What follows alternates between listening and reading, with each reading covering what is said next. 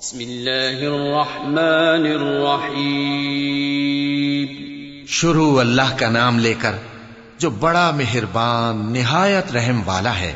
سبح اسم ربك الأعلى الذي خلق فسوى والذي قدر فهدى والذي أخرج المرعى فجعله غثاء أحوى سنقرئك فلا تنسى إلا ما شاء الله إنه يعلم الجهر وما يخفى.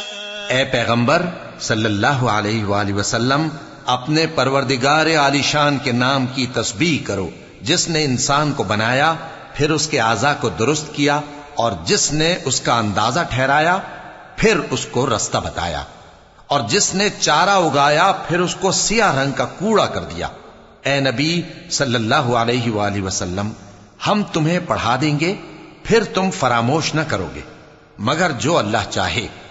وہ کھلی بات کو بھی جانتا ہے اور چھپی کو بھی.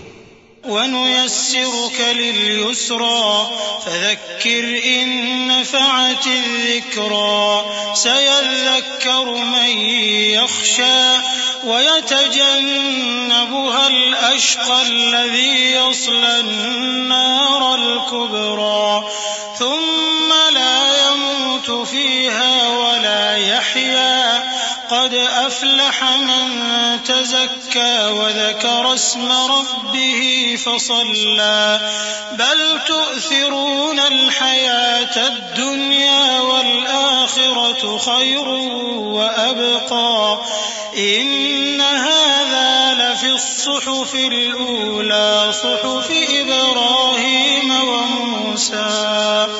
اور ہم تم کو آسان طریقے کی توفیق دیں گے، سو جہاں تک نصیحت کے نافع ہونے کی امید ہو نصیحت کرتے رہو. جو خوف رکھتا ہے وہ تو نصیحت حاصل کرے گا، اور بے خوف بدبخت اس سے کترائے گا. جو بڑی تیز آگ میں داخل ہوگا پھر وہاں نہ مرے گا اور نہ جیے گا.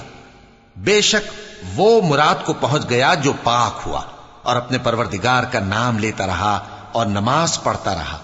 بات یہ ہے کہ تم لوگ تو دنیا کی زندگی کو ترجیح دیتے ہو، حالانکہ آخرت بہت بہتر اور ہمیشہ باقی رہنے والی ہے. یہی بات پہلے صحیفوں میں بھی درج ہے، یعنی ابراہیم اور موسیٰ کے صحیفوں میں.